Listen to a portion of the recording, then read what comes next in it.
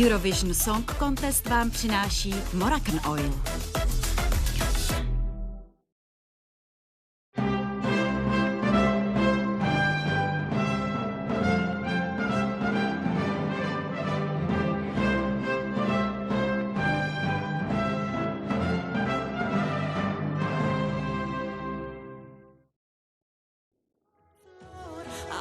Austria, you have received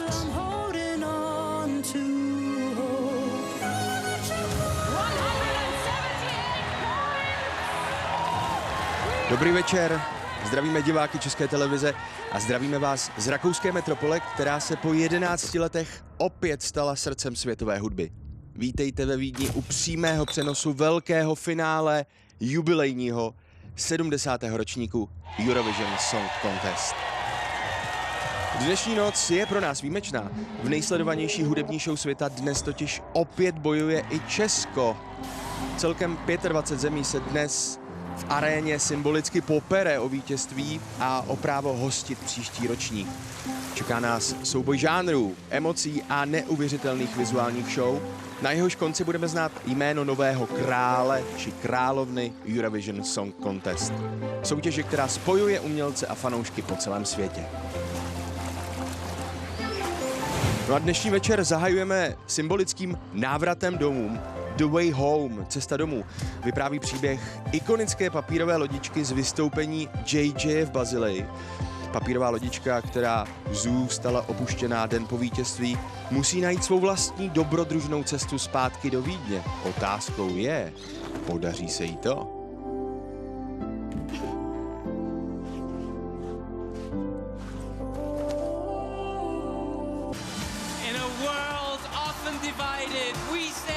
No, z pohledu české delegace samozřejmě víme, jak ta konkurence letos byla těžká, ale dovolím si tvrdit, že Daniel Žižka do toho dal na pódiu maximum a jsme na něj pyšní.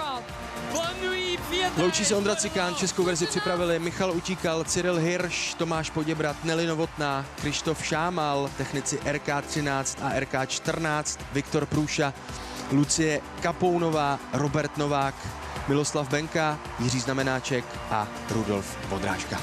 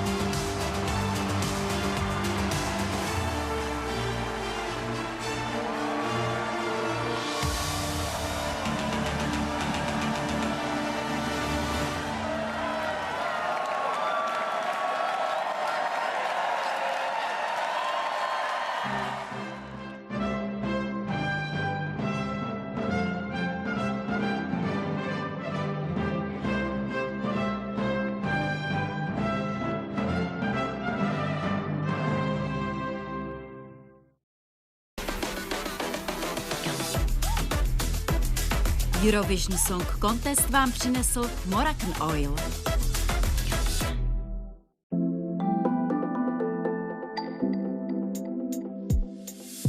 Dnes večer na jedničce. Na sebevraždě mladé sousedky se Horácovi něco nezdá. Případ pro malíře. S lékaři a zdravotní sestrou na téma obvoďáci. Výborná show. Na stopě černého obchodu. Vlastimil Brodský v kriminálním filmu Smrt na černo. Případ pro malíře, výborná show a Smrt na černo. Dnes večer na jedničce. Iva Janžurová slaví významné životní jubileum. Ťukneme si. Hrála jste někdy divadlo? Ve vás se herečka nezapře. Její přirozenost a humor si získali výjimečné místo v srdcích publika. jsem se prošla po ulicích a lidi smáli se, lidi se na mě smáli vždycky. Já jsem byla vždycky pozitivní. K tomu humoru mám ten obličej uspůsobený. Česká televize připomíná ve svém vysílání výjimečnou osobnost.